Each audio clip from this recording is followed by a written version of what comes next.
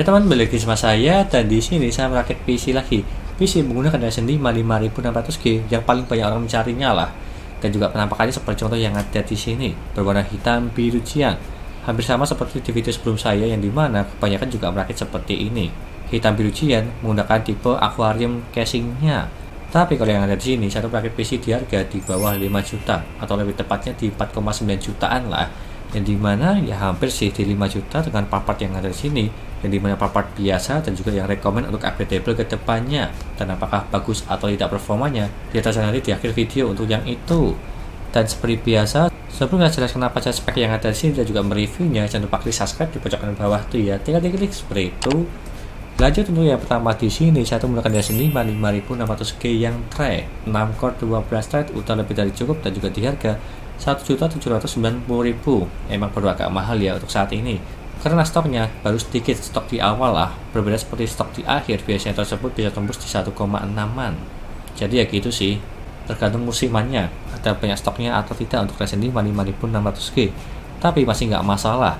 Dan kalau misal membeli yang box di harga 2 juta lah, jadi terpaut 200 ribuan untuk yang itu.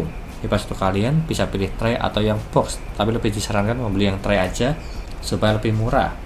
Kalau soal garansi ya mana-mana aja sih, yang penting bukan human error. Dan selanjutnya saya menggunakan motherboard dari ini Maxon A520MK ya. Ini di harga murah juga, cuma di 700 ribuan, 790 lah untuk ini motherboardnya. Di harga terjangkau, tapi fiturnya sama seperti di MSI, ada debug LED-nya di bagian bawah sini. Jadi supaya orang tahu lah kalau misal ada kerusakan di bagian CPU, RAM, VGA maupun di boot.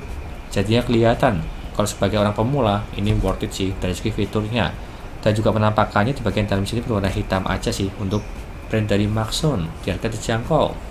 Dan selanjutnya, saya menggunakan RAM dari Kioskigian 2x8GB 16GB di kecepatan 3200 MHz.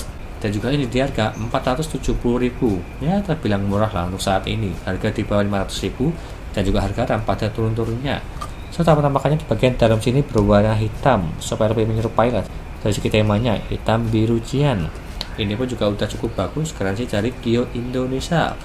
Kalau misal rusak langsung tukar baru ya untuk ini. Dan selanjutnya saya menggunakan SSD NVMe dari tim MP33 512GB, udah lebih dari cukup juga, yang dimana untuk mengisi Windows, beberapa game maupun file ini cukup banget. Kalau misal kurang tinggal tambah aja masih bisa lah. Terdapat 3 slot SATA di bagian dalam sini untuk mengisi harddisk maupun SSD yang SATA 3 yang 2,5 inch itu masih bisa banget. Dan juga penampakannya ini di bagian dalam sini ya, di harga 500.000 lah untuk NVMe nya. Dan juga ini terbilang terjangkau juga karena harga SSD NVMe pada turun-turunnya juga untuk saat ini. Meskipun turunnya jadi tipis-tipis lah, sama seperti RAM. Dan selanjutnya saya menggunakan CPU cooler dari Antec. Ini serinya A400i. CPU cooler yang ada di sini memakai 4 pipa dan juga fan 12 cm. Meskipun fan yang saya ganti menggunakan fan lain atau fan casing lah, supaya menyerupai dari segi penampakan yang ada di sini semua fannya. Tidak bisa diatur warnanya. Dan usernya pengen diganti fan seperti casing yang ada di sini, jadi ya saya ganti aja sih. Itu nggak masalah karena suhunya juga masih aman untuk yang ini. Dan juga CPU coolernya di harga 250.000 sih. Terbilang ini juga udah bagus serta bersaing dengan CPU cooler yang lainnya di harga 250.000. Dan selanjutnya saya menggunakan power supply dari Deepcool, serinya adalah PL 550W yang dimana untuk mengangkat Ryzen 5 5600G udah lebih dari cukup. Dan juga ini bisa upgradable ke depannya. Dan apalagi udah support ini ya, kompatibel ATEX 3.0 yang dimana tersebut terdapat kabel khusus untuk 450W. Dan apalagi juga di harga terjangkau sih di 620.000 untuk power supply-nya. Dan juga saya cocokkan di bagian belakang sini nggak kelihatan dari segi power supply-nya, ya wajar sih, tipenya aquarium. Garansinya dari Asia Raya ya untuk Deepcool. Dan selanjutnya saya menggunakan casing dari Infinity yang ada di sini. Serinya adalah Prime Black, tipenya MATX dan juga di harga 360.000 lah. Hampir sama seperti pada umumnya, tapi di bagian atas ini dia tuh memang sangat tinggi banget. Bisa dipasang radiator lah, tidak menempel atau tidak menabrak dari segi CPU coolernya. Sangat lebar sekali di bagian atas. Dan juga di bagian bawah, dia itu juga cukup tinggi sih. Kalau bisa dibilang sih hampir di 5 slot ya, meskipun menggunakan 4 slot PC aja dari segi tipenya.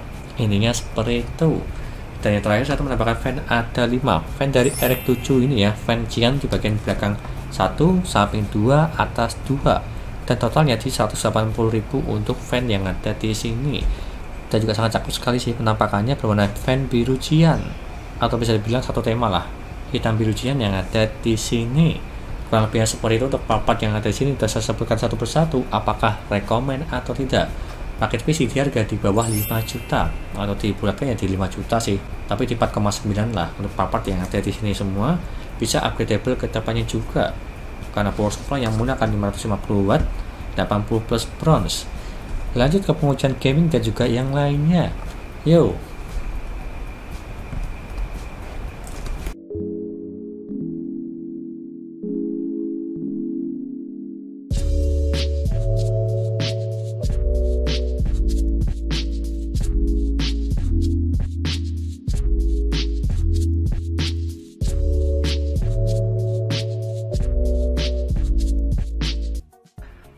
Lanjut yang pertama, dari segi kristal Dismark untuk mengecek kecepatan NVMe Team MP33 yang dimana membacanya mendapatkan di 2063 dan juga menulisnya di 1640.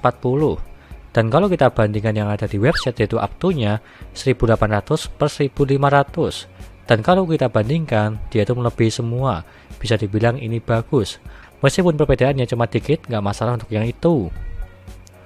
Lanjut ke HP monitor menggunakan Antec seri A400i untuk bandingkan Ryzen 5 5600G yang dimana minimalnya mendapatkan di 38 derajat dan juga maksimalnya di 76 derajat.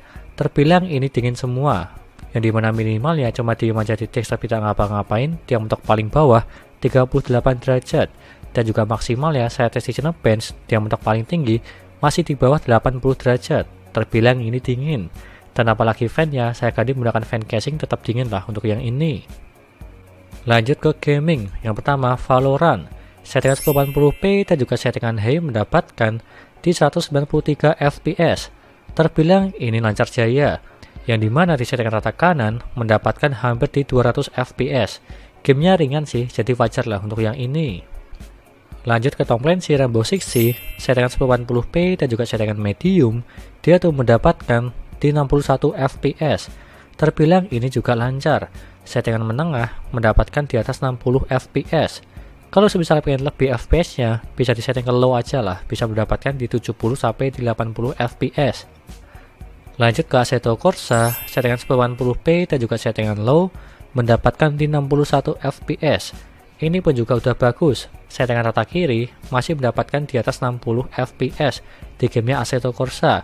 Ya wajar sih, agak berat sedikit tapi masih aman lah menggunakan Ryzen 5 5600G. Lanjut ke Counter Strike 2, settingan 1080p dan juga settingan low mendapatkan di 88 fps.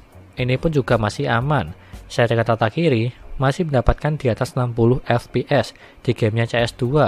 Ya wajar sih, karena gamenya tersebut emang ringan, masih nyaman-nyaman aja. Dan lanjut ke Dota 2, settingan 1080p dan juga settingan medium, dia tuh mendapatkan di 72 fps. Ini pun juga masih aman dan juga settingan paling aman lah, yang dimana mendapatkan di atas 60 fps di gamenya Dota 2. Ya wajar sih, gamenya tersebut juga ringan, terbilang ini lancar. Dan lanjut ke Genshin Impact, settingan 1080p dan juga settingan low mendapatkan di 54 fps.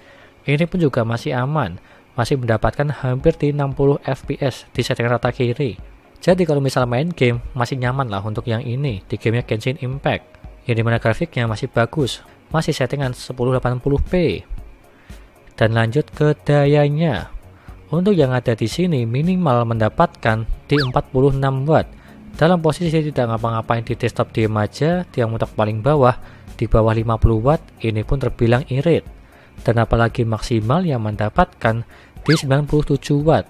Ini pun juga irit ya, masih mendapatkan di bawah 100 watt. Ya dimana ini juga saya tes di gaming, dan yang untuk paling tinggi cuma di 97 watt. Jadi terbilang ini hemat. Dan apalagi power supply-nya menggunakan 550 watt, udah lebih dari cukup untuk upgradable ke depannya. Kurang lebihnya seperti itu. Dan lanjut ke kesimpulannya. Untuk yang ada di sini harga di bawah 5 juta atau dibulatkan di 5 juta lah. Mendapatkan Ryzen 5 5600G tipe upgradable berwarna hitam biru cyan, terbilang ini recommend dari segi part-partnya.